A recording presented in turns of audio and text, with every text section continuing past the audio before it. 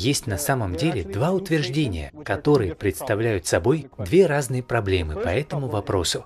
Первая проблема – это когда человек говорит: «Я не могу молиться 5 раз в день. Я не могу это делать». Знаете, что можно сказать такому? «Я не верю тебе». Кто бы ни сказал, что он не может молиться 5 раз в день, мы ему скажем: «Мы тебе не верим». Знаете почему? Потому что я верю Аллаху. Я не сказал «я верю в Аллаха». Я сказал «я верю Аллаху». В этом есть разница. Если я скажу, что я верю в Аллаха, это значит, что я верю в Его существование, верю в то, что Он есть. Но когда я говорю «я верю Аллаху», это значит, я верю в то, что Он говорит. А Аллах, свят Он и велик, сказал: «Аллах не возлагает на человека ношу, которую он не осилит». Вот что говорит Аллах, что Он никогда не возложит на человека обязанность, которую он не смог бы исполнить. Ты говоришь, что не можешь выполнить обязанность, которую Аллах возложил на тебя. Так ведь? Ты ведь говоришь, что не можешь молиться 5 раз в день. Но Аллах говорит, что ты можешь. Как ты думаешь, кому мы поверим? Тебе или Аллаху? Или, возможно, ты просто не осознаешь этого. Возможно, ты просто обманываешь самого себя. Может, ты просто внушил это самому себе по причине своей лени или слабой воли, и ты просто не хочешь молиться 5 раз в день. Я не могу осуждать тебя, поскольку еще не знаю, в чем проблема. Возможно, проблема в том, что тебе стыдно молиться, находясь в немусульманском обществе. Но ведь могут же люди взять 15-минутный перерыв, чтобы закурить сигарету, или просто пойти погулять, или даже прилечь на полчаса во время работы. А ты говоришь, что не можешь найти время для молитвы? Я как-то работал в Нью-Йорке, и я видел, что мусульмане молятся буквально везде. Я видел, как прямо посередине 5-й авеню на тротуаре парень совершает молитву, поскольку наступило время.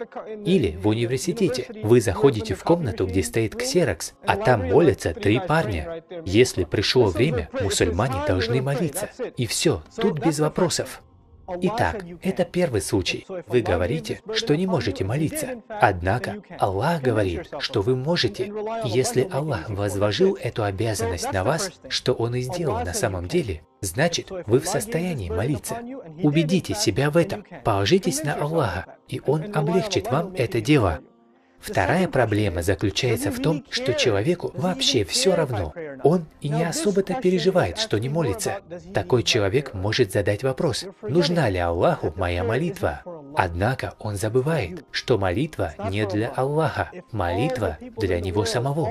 Если бы все люди на земле только и делали, что молились Аллаху, это не сделало бы Его богаче, не добавило бы ничего к Его царству. И если бы все люди до единого перестали поминать Аллаха, это нисколько бы не уменьшило Его царство или Его власти. Аллах не нуждается в нас, это мы нуждаемся в Нем.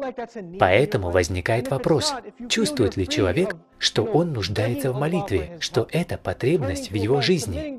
Если нет, если вы считаете, что вам не нужно обращаться к Аллаху, просить Его о помощи, подчиняться Его велениям, то значит, ваша вера в серьезной опасности. Она очень ослабла, и подобные мысли возникают у вас только потому, что вы отдалились от Аллаха настолько сильно, что сатана подкрался вам и стал нашептывать: «Зачем ты переживаешь из-за того, что не молишься? Почему бы тебе не перестать думать об этом? Просто скажи себе: а зачем мне вообще молиться?»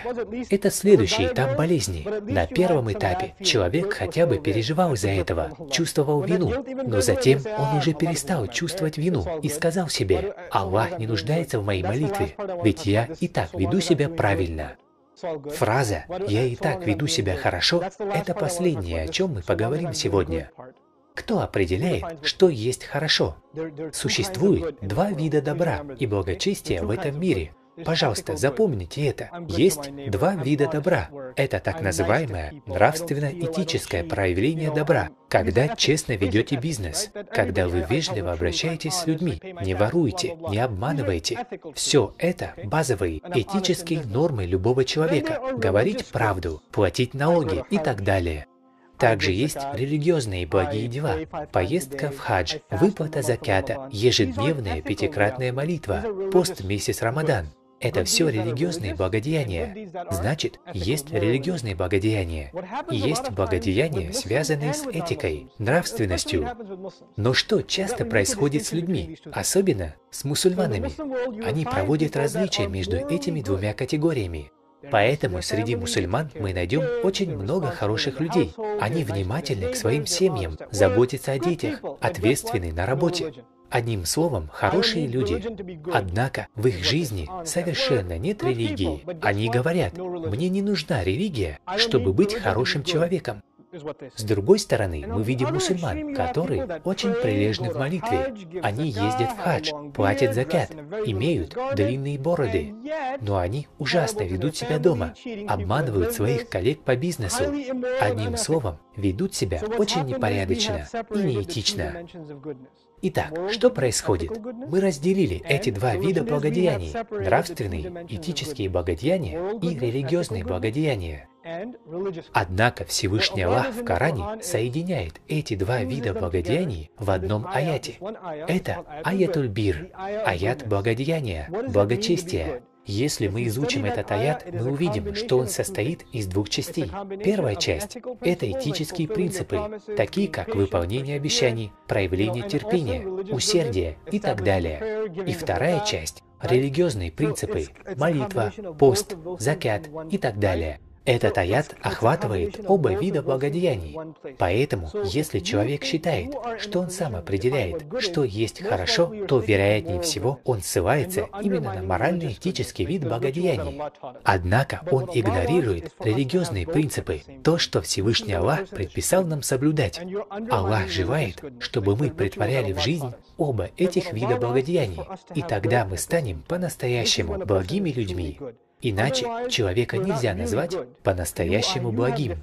Такой человек сам решил определять, что есть хорошо, и при этом он отверг то, что определил благом Всевышний Аллах. Но ведь мы просим у Аллаха прямого руководства именно потому, что мы не можем сами определить, что есть благо для нас. Мы хотим, чтобы Он помог нам в этом.